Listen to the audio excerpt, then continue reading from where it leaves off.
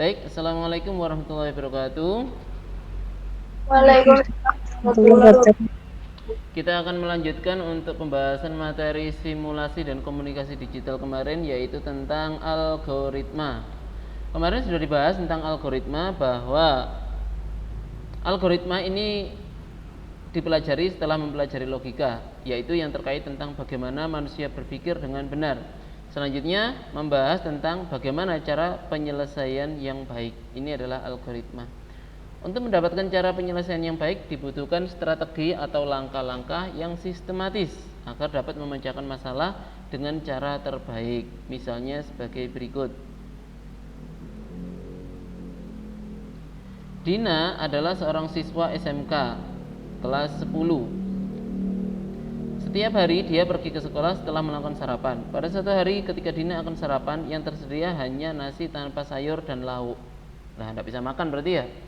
Kemudian terpikir oleh Dina untuk membuat tumis toge tempe dengan langkah-langkah sebagai berikut. Ini saya persingkat ya, karena kemarin ini sudah dibahas dan sudah sampai latihan. A. Siapkan toge, tempe, cabai, bawang, dan lain-lain, dan bahan lain yang diperlukan. B. Iris bawang merah dan lain-lain. C. Panaskan minyak dan masukkan semua irisan bahan. D. Goreng tempe sebentar. E. Tambahkan toge, kecap manis, garam, dan sedikit air. F. Aduk hingga semua bumbu meresap. Berikutnya, cicipi rasanya. Jika terdapat rasa yang kurang, tambahkan bumbu lain secukupnya. H. Tumis toge siap dihidangkan. Nah, berarti ini sudah selesai. Contoh di atas merupakan penyelesaian masalah dengan menggunakan langkah-langkah penyelesaian masalah yang dinamakan dengan algoritma. Algoritma adalah serangkaian langkah-langkah yang disusun menjadi urutan logis kegiatan, urutan yang masuk akal ya, untuk mencapai tujuan. Setiap hari ketika seseorang melakukan aktivitas akan memilih mana yang akan dikerjakan terlebih dahulu. Misalnya ketika bangun tidur, sarapan, bahkan ketika memakai pakaian di pagi hari.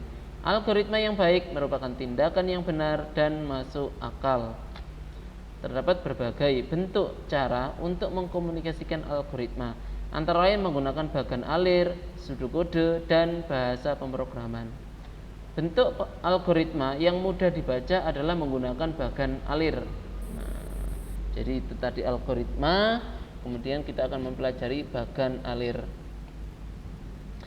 Fungsi bagan alir. Nah, minta tolong ini dibaca untuk Siti.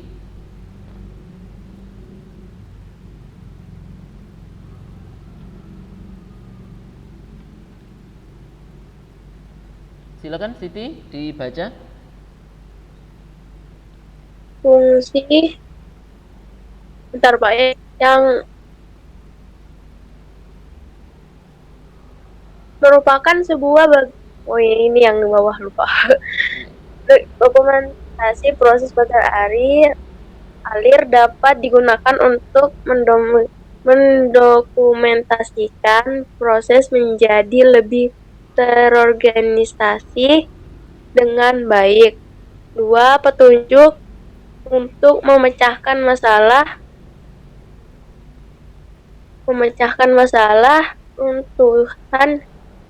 runtutan langkah dari yang umum menuju ke khusus atau sebaliknya, merupakan petunjuk pemecahan masalah yang digambarkan dengan bagan alir. Ya. Terus? 3.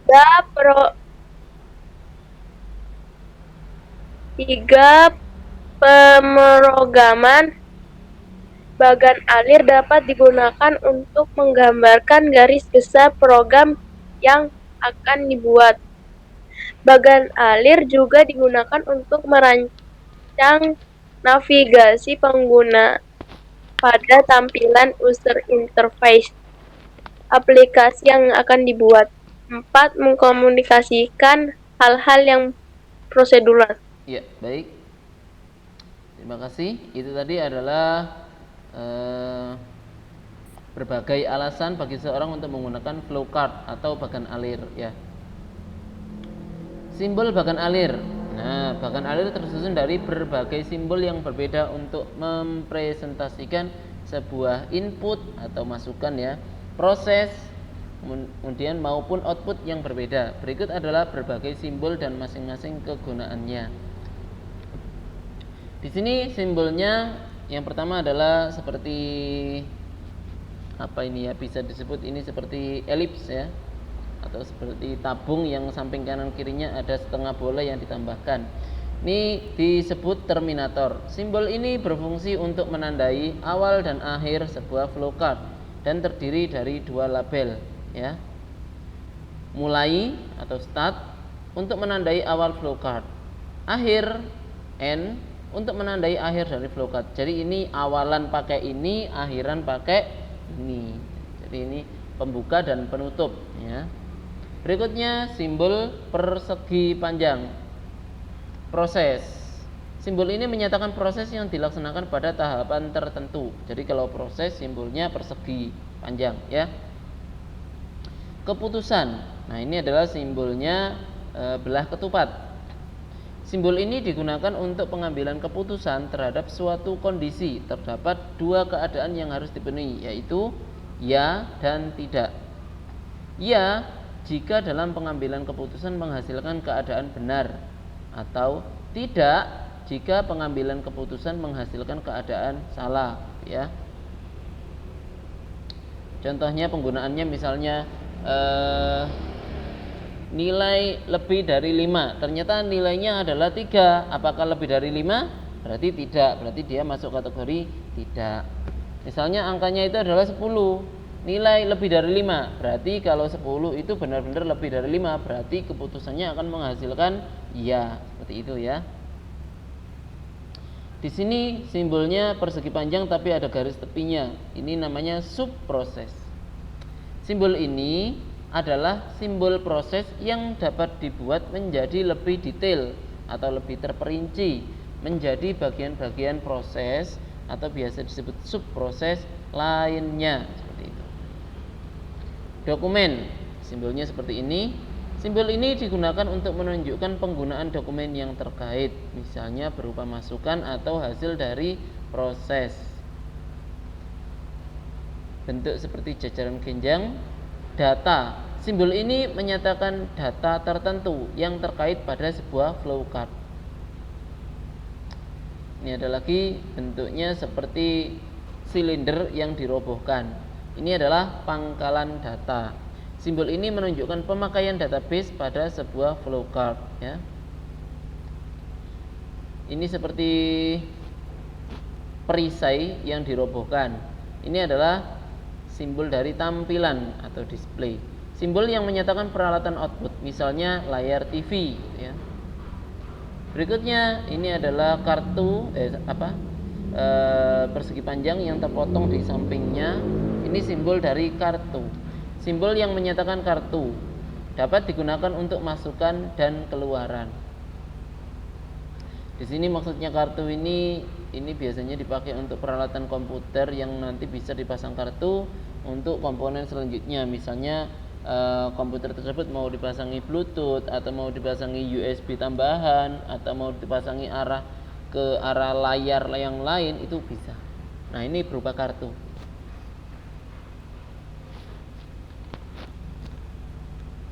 Berikutnya tanda panah kanan kiri atas bawah. Ini merupakan penunjuk alir. Simbol ini digunakan untuk menghubungkan setiap langkah dalam flowcard dan menunjukkan kemana arah aliran diagram. Apakah ke kanan, ke kiri, ke atas, ke bawah. Ini kita mengikuti tanda panah ini. Masukan, ini simbolnya seperti ini. Simbol ini merepresentasikan masukan yang dapat dilihat secara manual. Kemudian simbol trapesium terbalik seperti ini, operasi manual. Simbol ini merepresentasikan atau menunjukkan ya, operasi yang dapat dilihat secara manual. Simbol segi 6 ini adalah persiapan. Simbol ini merepresentasikan atau menunjukkan persiapan yang dapat dilakukan sebelum menuju ke langkah berikutnya. Ini simbol lingkaran, connector on page reference. Simbol konektor digunakan untuk menghubungkan suatu langkah dengan langkah lain dalam sebuah flowcard. terdiri dari on page digunakan sebagai titik awal, ini on page ya, sebagai titik awal penghubung suatu langkah, biasanya pada halaman yang sama. Off page connector, off page digunakan sebagai titik temu penghubung suatu langkah dari on page dan biasanya terdapat pada halaman yang berbeda. Nah ini ya, simbolnya persegi ditambahkan segitiga di bawahnya, artinya menunjuk ke halaman ini. Prosesnya berarti berlanjut. Sebentar ya.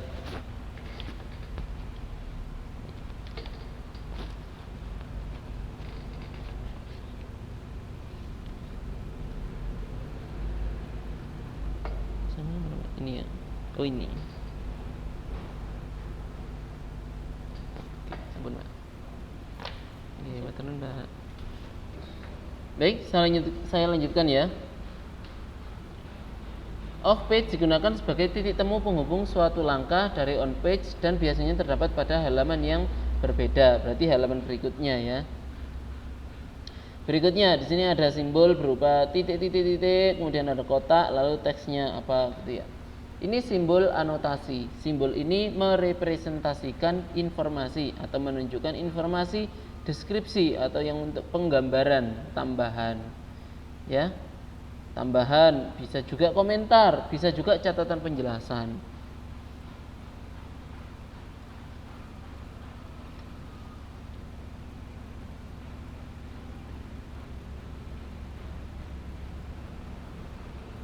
Berikutnya, ini ada contoh ya, contoh dari bagan alir. Nah, contoh berangkat ke sekolah. Berangkat sekolah merupakan aktivitas harian siswa SMK. Terdapat berbagai langkah yang dapat dipersiapkan sebelum berangkat hingga sampai ke sekolah. Kegiatan tersebut dapat dibuatkan menjadi salah satu bagan alir sebagai berikut. Persiapan sekolah. Nah, ini ditandai dengan terminator ya, atau yang bentuknya elips. Dan diakhiri juga dengan terminator atau elips ya. Persiapan sekolah, alirnya ke sini ya. Kemudian di sini ada namanya subproses. Subprosesnya namanya mandi. Artinya di dalam mandi ini masih ada proses-proses berikutnya. Seperti lepas baju, kemudian ambil sabun, kemudian siram dengan air, itu semuanya di sini. Tapi disingkat mandi. Artinya apa? Di dalamnya masih ada proses selanjutnya. Berikutnya sarapan. Sarapan juga bentuknya subproses. Ada garis tepinya ya. Artinya ini masih ada tahapan berikutnya atau proses berikutnya. Berikutnya berangkat ke sekolah. Nah, setelah berangkat ke sekolah nanti sampai di sekolah. Nah, berangkat ke sekolah ini pun juga ada subprosesnya. Jadi di dalamnya nanti ada proses-proses yang perlu dilakukan. Proses mandi, sarapan, dan berangkat ke sekolah merupakan salah satu contoh subproses yang dapat dibagi lagi menjadi proses-proses lainnya. Masing-masing akan dijelaskan melalui algoritma sebagai berikut. Contoh, algoritma ketika mandi. Nah, secara umum, algoritma yang digunakan adalah sebagai berikut. 1. Siapkan peralatan mandi, misalnya anduk, pakaian ganti, sabun, dan lain-lain. Berikutnya, setelah semua siap, masuklah ke kamar mandi. Berikutnya, lepaskan baju. Berikutnya, siramkan air ke seluruh anggota badan.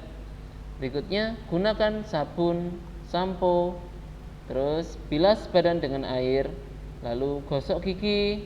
Berikutnya gunakan anduk untuk mengeringkan seluruh tubuh, lalu pakailah baju ganti.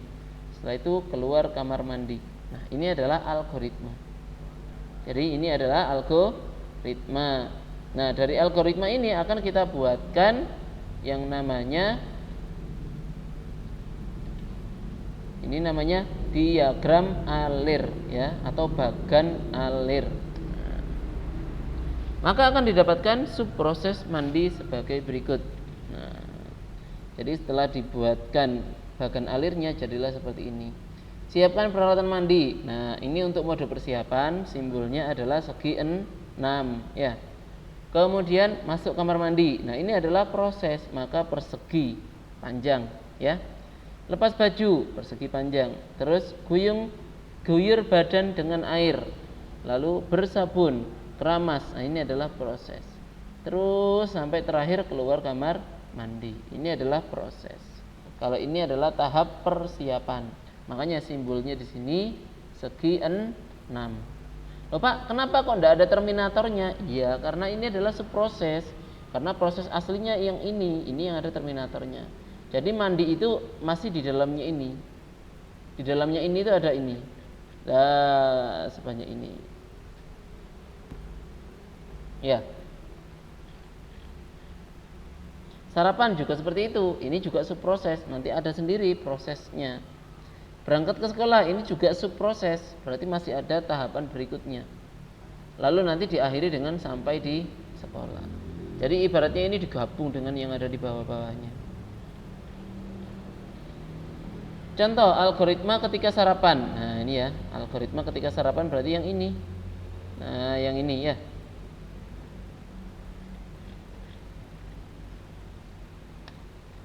Sarapan adalah salah satu hal penting yang dapat siswa lakukan sebelum berangkat ke sekolah. Sarapan akan memberikan nutrisi pada otak yang akan membantu mempermudah menerima pelajaran. Oleh karena itu, biasanya siswa yang mempunyai kebiasaan sarapan akan mempunyai prestasi lebih baik. Ya, karena daya ingatnya lebih kuat ya. Tidak kepikiran lapar, kemudian tidak terganggu, perutnya juga tidak panas dan lain sebagainya. Mempunyai prestasi lebih baik daripada siswa yang tidak sarapan. Pada pembahasan berikut, penjelasan terkait sarapan akan membantu memahami bagan alir penggunaan algoritma. Nah, ini sekarang ini algoritmanya ya. Lihatlah makanan pada meja makan. Apakah tersedia atau tidak? Jika tersedia, sarapan dapat dimulai. Jika tidak, ingin membuat atau membeli sarapan. Periksa apakah tersedia bahan makanan yang dapat dimasak jika ingin membuat sarapan. Ini adalah algoritmanya. Hasil bagan alir dari algoritma di atas adalah sebagai berikut. Pertama, periksa makanan. Ini adalah proses, jadi persegi. Kemudian masuk ke tahapan berikutnya. Sarapan tersedia enggak? Nah, ini ada pertanyaan. Ada jawaban ya, ada jawaban tidak. Jika iya, berarti langsung diteruskan untuk tahap berikutnya, yaitu sarapan.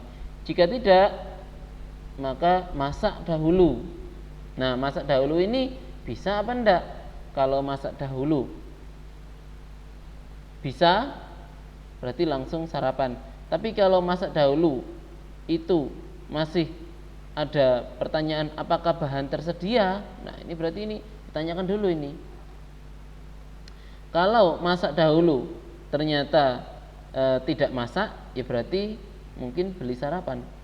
Kalau jawabannya tidak, berarti arahnya beli sarapan. Tapi kalau jawabannya iya tapi masih menggunakan pertanyaan apakah bahannya tersedia, berarti ke kanan. Apakah bahan tersedia? Jika jawabannya tidak, ya berarti tidak jadi sarapan. Jika jawaban iya, maka nanti adalah proses membuat sarapan.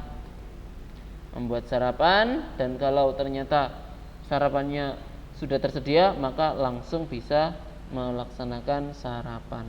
Hasil akhirnya nanti di sini. Seperti itu ya.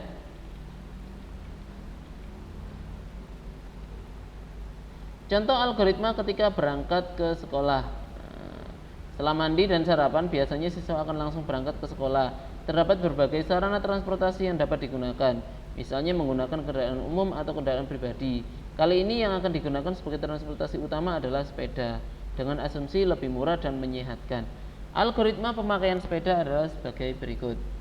Periksa apakah sepeda dalam keadaan baik. Entah gembos atau enggak, ini kita cek dulu. Tahap berikutnya, jika tidak dalam keadaan baik, maka diasumsikan sepeda bocor dan memerlukan waktu yang lama untuk menambalnya, maka naiklah angkot. Pilihan lain yang dapat digunakan adalah naik ojek. Ini adalah algoritmanya. Jika tidak ada, dapat menggunakan pilihan lainnya selain naik sepeda, naik angkot atau naik ojek. Misalnya berangkat bersama teman, berarti boncengan ya. Bisa juga bersama orang tua atau jalan kaki jika memungkinkan. Misalnya jaraknya tidak terlalu jauh, ya udah jalan kaki aja, tidak apa-apa meskipun terlambat daripada tidak hadir ke sekolah. Nah, seperti itu. Maka akan dihasilkan bagan alir sebagai berikut. Yang pertama, periksa kondisi sepeda. Kalau kondisinya baik, maka ya berangkat. Kalau kondisinya tidak baik, berarti kemungkinan berikutnya naik angkot. Jika ada berarti ya berangkat naik angkot. Jika tidak berarti naik ojek. Nah, naik ojek jika ada berarti iya pilih ojek. Jika tidak berarti tentukan pilihan lainnya. Seperti itu. Ini adalah bagan alir. Ini bagan alir seperti itu. Nah, sampai di sini dulu. Ada pertanyaan?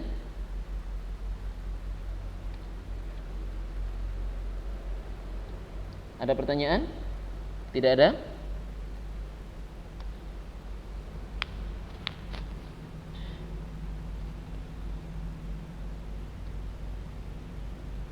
Baik, kalau tidak ada, maka ada tugas untuk kalian sebelum jam berakhir ya. Tugasnya adalah ini.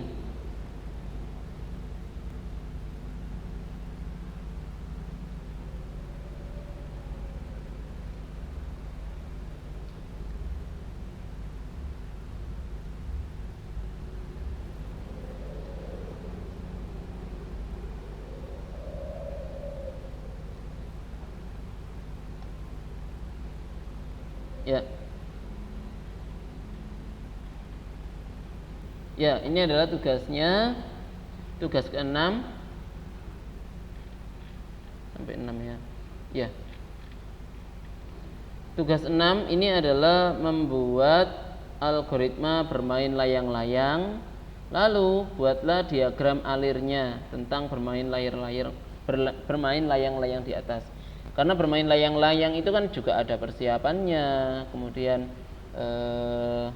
bermain, kemudian setelah selesai nanti juga pulang. Nah, ini bisa kalian buatkan algoritma bermain layang-layang. Termasuk juga harus biasanya cari teman untuk memegang layang-layangnya supaya temannya nanti bisa menarik, supaya bisa naik ke atas, naik ke angkasa nanti untuk layang-layangnya. Itu ada beberapa tahapannya, silakan dibuatkan algoritmanya sebagai tugas 6. Jangan lupa nanti diagram alirnya juga dibuatkan. Mungkin dari saya itu sebelum saya tutup, dari tugasnya ini ada pertanyaan? Tidak ada. Tidak ada ya. Untuk bermain layang-layang kira-kira kesulitan enggak kalau untuk membuat algoritma dan diagram alirnya? Atau mungkin ada usulan lain, Pak, jangan bermain layang-layang. Bermain apa itu yang ada prosesnya? Silakan usulkan. Ada usulan? Tidak apa-apa kalau ada usulan. Tidak ada usulan? Berarti bermain layang-layang.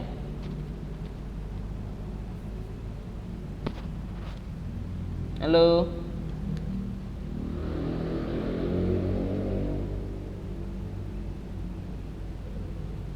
Tidak ada ya. Baik. Kalau untuk contoh algoritma ini ya.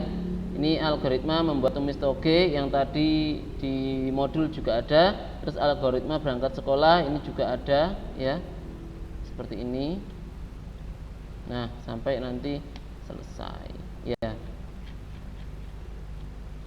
Baik, tugasnya adalah membuat algoritma bermain layang-layang dan membuat diagram alir. Cukup sekian dari saya, kurang lebihnya mohon maaf. Saya akhiri. Assalamualaikum warahmatullahi wabarakatuh. Waalaikumsalam warahmatullahi wabarakatuh.